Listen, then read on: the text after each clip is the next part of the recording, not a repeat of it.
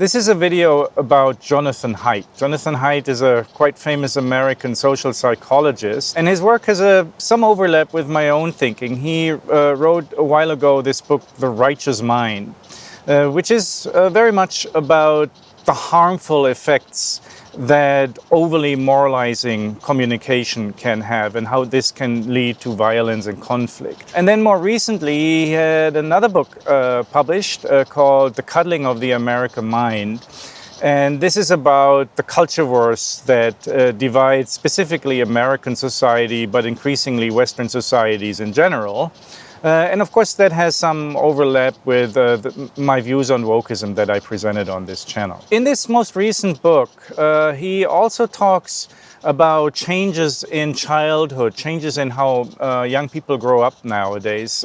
One thing is the disappearance of unsupervised play, which I find a very important observation because people like my generation, myself, I spent most of my childhood with unsupervised playing. But of course, nowadays, in many societies, that's more or less totally gone, and kids are constantly under supervision. That may cause a lot of problems because unsupervised play is actually very important to, let's say, learn and acquire important existential skills. Another point which is directly related to this that Haidt makes is the negative effects of social media use on mental health, and specifically on mental health of kids, and again specifically on the mental health of girls who tend to spend a lot of time not with unsupervised play, but on social media. And very recently, he published a YouTube video on this, a discussion with the YouTuber Lex Friedman. So we show you two clips here where Haidt presents basically his diagnosis about the mental health crisis among teenagers, especially young girls, caused by social media use. Let's listen to him. And it's also interesting. One thing we know is teen social life changed radically between about 2010 and 2012. Before 2010, they weren't mostly on every day because they didn't have smartphones yet. By 2012 to 14, that's the area in which they almost all get smartphones, and they become daily users of so the girls go to Instagram and Tumblr. They go to the visual ones. The boys go to YouTube and video games. Those don't seem to be as harmful to mental health or even harmful at all. It's really Tumblr, Instagram particularly, that seem to really have done in girls' mental health. And what you see on these graphs over and over again is relatively straight lines up until around 2010 or 2012. And on the x-axis, we have time, years going from 2004 to 2020. On the y-axis is the percent of U.S. teens who had a major depression in the last year. Mm-hmm, that's right. And we play two more short clips where he presents a hypothesis why social media use has these effects. Let's listen to these as well. What I'm talking about here is not the internet, it's not technology, it's not smartphones, and it's not even all social media. It's a particular business model in which people are incentivized to create content. And that content is what brings other people on. And the people on there are the product which is sold to advertisers. It's that particular business model which Facebook pioneered, which seems to be incredibly harmful for teenagers, especially for young girls. 10 to 14 years old is where they're most vulnerable. The main one, I think, which does in the girls, is not being bullied. It's living a life where you're thinking all the time about posting. Because once a girl starts posting, so it's bad enough that they're scrolling through, and this is, everyone comments on this, you're scrolling through and everyone's life looks better than yours because it's fake, and all that you see are the ones the algorithm picked that were the night. Anyway, so the scrolling, I think, is bad for the girls. What I'm beginning to see, I can't prove this, but what I'm beginning to see from talking to girls, from seeing how it's used, is once you start posting, that takes over your mind, and now you're no longer present. Because even if you're only spending 5 or 6 hours a day on Instagram, you're always thinking about it. And when you're in class, you're thinking about how are people responding to the post that I made between classes. So these are worrying facts that Haidt describes here. And his analysis, I think, is very illuminating. For me, of course, it's interesting because it's basically a description of what I call profilicity. Haidt here focuses on 3 specific aspects. Number one, that teenagers and especially young girls, by using platforms like Facebook or Instagram, are basically building their own profile. They build their identity by presenting, posting, shaping their own virtual profile. Secondly, and importantly, they're internalizing this profile. As Haidt says, they're living a life where you're thinking all the time about posting. So it's not just that you post, but that it really preoccupies your thinking and preoccupies at a very crucial phase how you shape your sense of selfhood. And then number three, there is a strong orientation to watching the reactions of the general peer, entering into social validation feedback loops where you constantly check the reactions to the profile that you've been presenting on this virtual platform. So this last aspect is, in my language, an exercise in second order observation. You learn to observe yourself in the way you are being observed by others. And at the same time, you also observe others, how they are being observed by, again, others. What does all of this have to do with mental health or with suicide? Well, I guess that's pretty obvious that one of the major reasons of suicide, especially among young people, among teenagers, is somehow a failure to constitute your own identity. An utter desperation resulting from not being satisfied with who you are. And interestingly enough, I think we can see how this failure of constructing an identity correlates with the different identity technologies, as I call them. For instance, here in China, where sincerity is still a very dominant mode of identity construction, people are very much concerned with not losing face. So what does this mean? This means that you're not respected in the role identity that you have. And studies about suicide in China reveal that, at least until not very long ago, this was if not the major reason for suicide. Right? Elderly people in the Chinese countryside would commit suicide because there weren't enough dumplings in their soup. And this basically meant that they weren't given the respect due to their role as a parent or grandparent in the family. And then this leads to a complete loss of selfhood, and that eventually results in suicide. So similarly, in the mode of authenticity, when you fail to create or discover an original self, this may also lead to depression among teenagers, and they might eventually commit suicide simply because they fail to develop an original, authentic self. And arguably that's what we see now in the mode of profilicity, that young kids commit suicide or get depression because they fail to develop an adequate profile of themselves. They remain too low profile. So again, let's take a closer look at what young kids are actually doing on social media. A fellow YouTuber who I talked about this recently also reacted to Jonathan Haidt, and he wrote the following tweet. His name is Adam Frennett, by the way. He said, "The reason people are devoting so many cognitive resources to social media is they are learning how others perceive them, second order observation. This is an incredibly valuable skill many never learn." So again, I agree with Adam Frennett on this observation. That's the key to how kids use social media, especially in the way described by Jonathan Haidt, which is the way that relates to depression and suicide, namely by building their identity in the mode of second order observation, which can easily go wrong. Now, I want to go a step further than Jonathan Haidt actually does and make a suggestion as to what specifically are the problems that kids encounter when creating a profile identity on social media.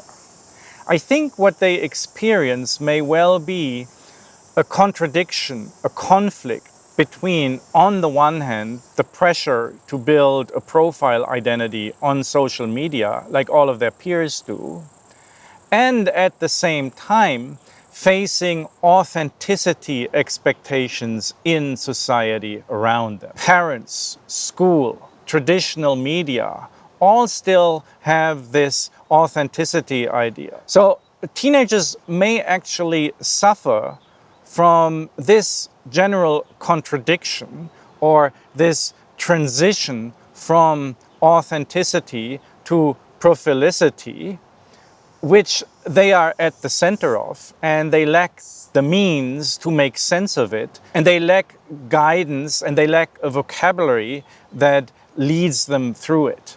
As an aside here, I think it would be interesting in making a cross-cultural study on this and question if this is maybe a specifically Western phenomenon.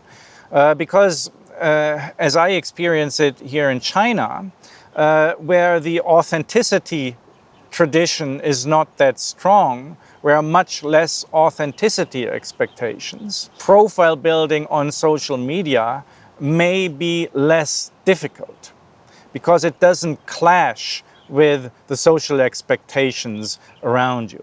So it would be interesting to see if the same depression and suicide phenomenon among teenagers also exists, for instance, in Asian societies.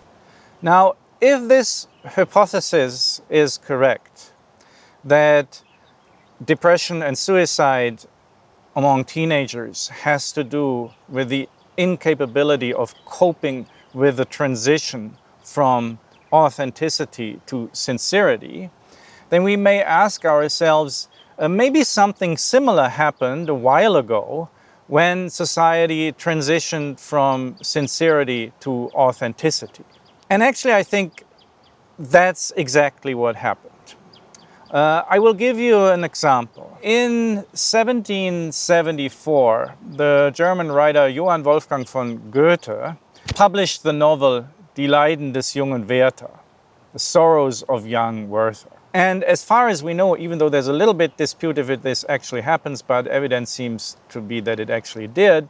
So as far as we know, this novel, which was an immediate success, not only in Germany, but even, which at that time was quite astonishing, even brought him international success. This novel actually caused a suicide wave in Europe. So what is the novel about? The novel is one of the prime representatives of the so-called Sturm und Drang period. It's difficult to translate into English, but Sturm und Drang was very much about a very forceful expression of individuality in the form of literature. And as a major work of Sturm und Drang, The Sorrows of Young Werther presents this young man, Werther, who experiences in the form of a love affair, of a dramatic love triangle, problems with becoming authentic in a world of sincerity around him. And eventually, he reacts to this by killing himself. Young Werther basically became a tragic hero of the fight for developing your own authenticity. And then many young people just followed the path of this young hero. Actually, there are reports that there was a fashion wave throughout Europe where people all wanted to dress like Werther is described in the novel. And again, reportedly, many actually also committed suicide like him. Actually, there's a word for this. It's called the Vieta Effect. So what we have here is, number one, a copycat suicide phenomenon. And number two, by the way, we already see here already in these very early stages of authenticity, how inauthentic authenticity is, because so many young people become authentic by copying a model of authenticity. So in a very unoriginal way, they develop their originality. So the parallels with the current situation described by Haidt, I think, are at least potentially two. Number one, as I already said, Maybe also these social media influenced suicide, at least in part, could be due to some sort of copycat phenomenon where teenagers learn about the suicide of others through social media and then they copy it. But more importantly, just like Vieta experienced the difficulty of forming authenticity in a social environment which was still very much practicing sincerity, maybe also these young kids now feel the pressure of developing their profilicity within an environment that still expects them to be authentic. So let me explain this in a little bit more detail.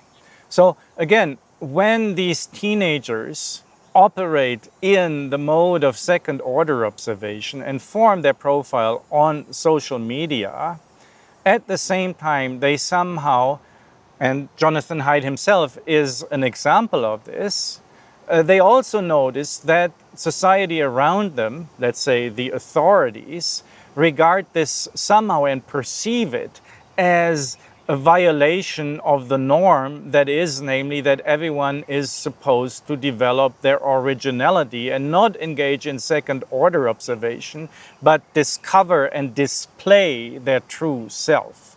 So the way they present themselves disappoints the expectations of the authority figures around them, and at the same time it disappoints the expectations of the still dominant educational and media discourse, which again expects young people to become originals. And I discussed precisely this social expectation in a previous video about Kamala Harris, the American vice president, where she also instructs young kids not to copy anyone else and just be themselves, which in that video I analyzed as a very obvious example of a psychologically problematic double bind, right? Kamala Harris asks the kids, don't let anybody tell you who you are. And therefore, of course, she tells the kids who they should be.